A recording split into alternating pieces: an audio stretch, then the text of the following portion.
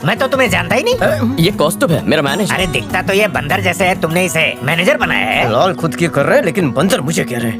मैं अगर काम में बिजी रहा तो मेरे बदले ये आएगा। सोचा आपसे मिलवा दूं, अच्छा आदमी है। ये बंदा पक्का कुछ उल्टा पुल्टा करेगा। हाय बेबी, कब हाय।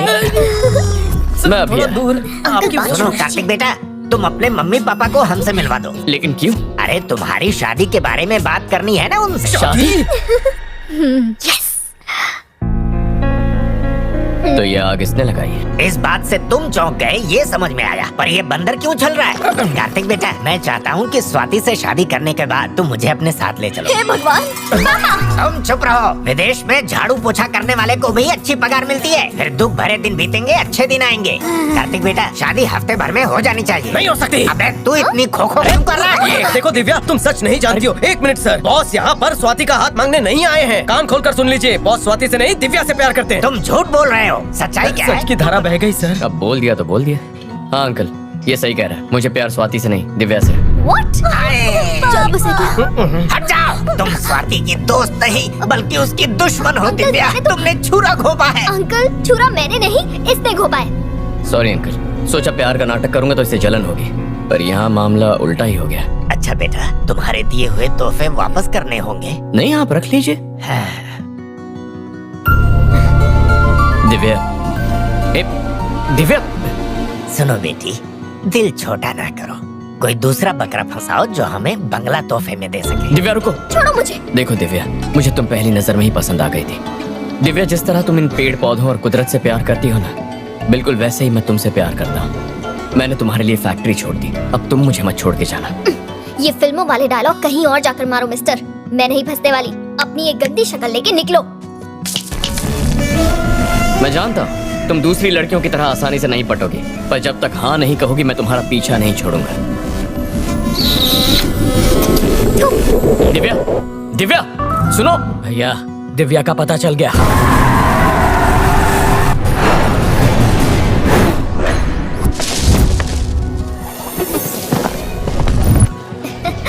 ये तुम्हारे लिए। बाय। जितने प्यार से इनसे बात करती हो, कभी मुझसे भी कर लिया करो। आम की तरह थोड़ी मीठी बनो ना। लगी क्या? आप रिस्क मत लीजिए। सुनो दिव्या, ये हरी भरी जवानी हरियाली पर क्यों लुटा रही हो? अरे पेड़ तो अपने आप बढ़ जाएंगे, लेकिन इससे शादी करने के बाद आपका परिवार बढ़ेगा। तो ये रिश्ता पक्का? मुझसे उलझकर अपनी फैक्ट्री तो बंद करवा चुके हो, दोबारा पंगा लिया तो ऐसी हालत करूंगी कि आईने में अपनी शक्ल भी नहीं देख पाओगे, समझे? अरे बाप रे, क्या धमकी दी है, मुझे तो डर लग रहा है। बदतमीज। अरे दिव्या, मेरी बात। सर, उसे जाने दीजिए सर, वो आपके प्यार के घास पर ट्रैक्टर चलाकर चली गई।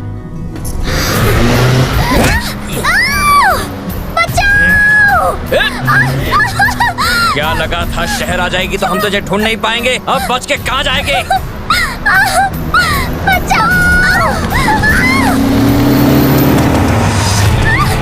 चल गाड़ी में बैठ, चल। चिल्लाना मत कर, चुप कर। चल गाड़ी भगा जल्दी।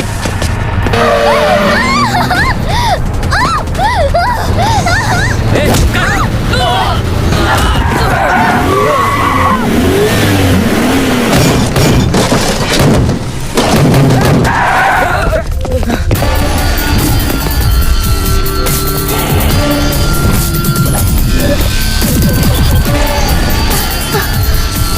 कौन है बे तू? अबे सुन, अगर तू एक शेर है और वो लड़की तेरा शिकार है तो पता नहीं कौन। देख, उस लड़की को भूल जा।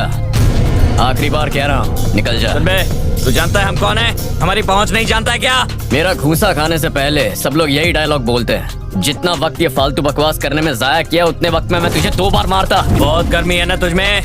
अभी तेरी हेकड़ी उतारता हूँ, देखते हैं कितनी देर टिकता है। मारो इसे। तो आ ना।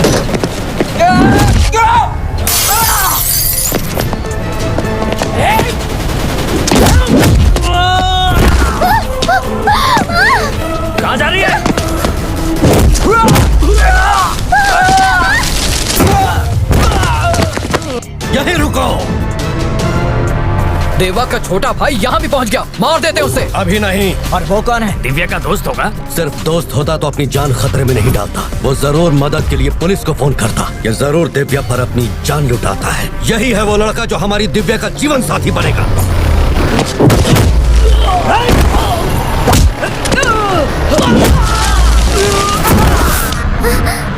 पापा आप यहाँ? चलो। मैं नहीं जाऊंगी। एक शब्द नहीं, चलो।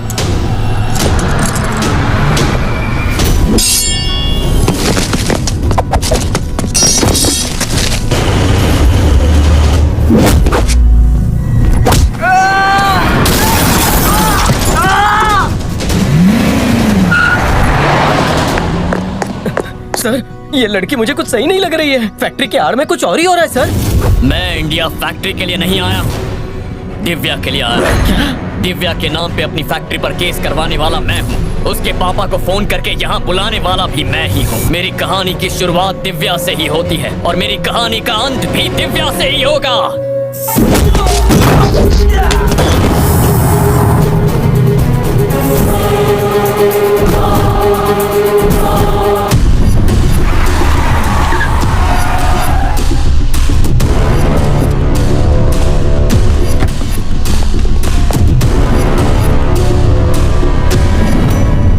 दिव्या, चलो आओ। चुप कर। तेरी नाक के नीचे से ये भाग गई, क्या खाक देखभाल करेगा तू इसकी? ये तू बोल रहा है? अपनी गर्भवती पत्नी को निकालने की दरिंदगी की है तूने। तुझे इसे बेटी कहने का हक नहीं है, चल जा। बस कीजिए पापा, और आप भी मामा जी। यही वजह थी मेरे भागने की। अगर दोबारा आप लोग लड़े तो इस बार मैं भागूंगी नहीं, सीधा जान दे दूंगी। ये कैसी बातें?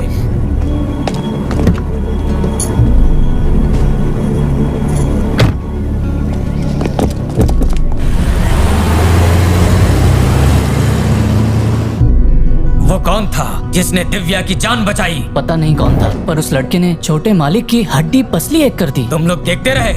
उससे पंगा लिया तो वो आपको नारियल की तरह छील के पी जाएगा भैया। वो लड़का कौन है, कहाँ से आया है, उसकी पूरी कुंडली चाहिए मुझे। इसका मतलब है कि आप विदेश से अपनी फैक्ट्री के लिए नहीं, उस लड़की के लिए आए? ये क्या राज है? इस कहानी की शुरुआत मेरी माँ से होती है। मुझे लगा मेरी सगाई से मेरी माँ को खुशी होगी, लेकिन मेरी सगाई के बाद पता चला कि वो बहुत दुखी है। देखा माँ, हरा दिया ना आपको। मैंने ऐसा गेम खेला कि आप चारों खाने चित हो गई। मैंने तुम्हारी शादी को लेकर कितने सपने देखे थे। सोचा था अपनी पसंद की बहू लेकर आऊंगी। सोचा मेरी गलती तुम सुधार लोगे। अब क्या कह रही हैं? हुआ क्या है? मैंने तुमसे बहुत बड़ी बात छुपाई है, और वो ये कि मैं अनाथ हूँ। 6 साल की थी तभी माता पिता गुजर गए। बापू ने ही मुझे पाला पोसा है। उनके परिवार ने मुझे बहुत प्यार दिया। बेटा, ये सालों पुरानी बात है। मेरे और बापू के पिता अच्छे दोस्त थे। पिताजी के गुजरने के बाद बापू और उनके भाइयों ने मेरा ख्याल रखा। बापू के एक बचपन के दोस्त थे, उनका नाम था बल्ली ठाकुर। बल्ली ठाकुर की 4 बहनें थी। दोस्ती को रिश्तेदारी में बदलने के लिए मेरी शादी बल्ली ठाकुर से तय हुई और उनकी बहनों की शादी बापू और उनके भाइयों से तय हुई। मेरी पढ़ाई खत्म होते ही बल्ली के साथ मेरी शादी होने वाली थी। इस बीच बापू और उनके भाइयों की शादी हो चुकी थी, पर मुझे तुम्हारे पापा से प्यार हो गया था। मुझ में हिम्मत नहीं थी बापू को ये सच बताने की, इसलिए मैंने बल्ली को सब बता दिया। तुम ये क्या कह रहे हो? मैं ये शादी नहीं कर सकता। सारी तैयारियां हो चुकी हैं, सारे न्योते बढ़ चुके हैं, तुम इनकार कैसे कर सकते हो? तुम्हारी बहनें और हम सब कितने खुश थे। कुंडली के मुताबिक हमारी शादी नहीं हो सकती। शादी नहीं हुई तो उसकी बदनामी होगी। वो मैं नहीं जानता, लेकिन मैं ये शादी नहीं कर सकता। माफ कीजिए। लेकिन बल्ली ने हमारी शादी कोर्ट में करवा के हमें गांव से बाहर भेज दिया। बापू बच्ची को घर लाना चाहते थे, पर बल्ली ने देने से इनकार कर दिया। बात अदालत तक चली गई। अदालत ने ये फैसला लिया कि बच्ची हमेशा के लिए माँ के पास रहेगी, पर उसके पिता महीने में एक बार उससे आकर मिल सकते हैं। उसी दिन के बाद मैंने एक फैसला लिया था कि तुम्हारी शादी मैं दिव्या से करवाऊंगी, ताकि जो गलती मैंने की है उसकी